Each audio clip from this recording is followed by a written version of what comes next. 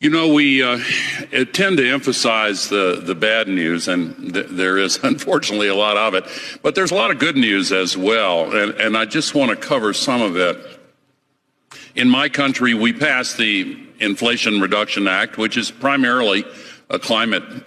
act. The president is promising the Inflation Reduction Act will do just that and bring down costs, but this bill does not address food or housing, prices of which we are seeing going up. So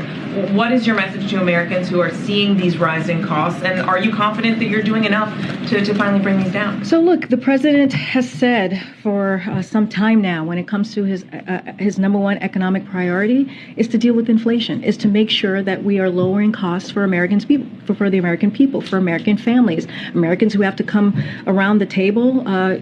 once a month in particular to figure out how are they going to pay those bills. Again, this is why the event that we're having in less than 45 minutes to celebrate and talk about, you'll hear from the president about the Inflation Reduction Act, which is primarily a climate act,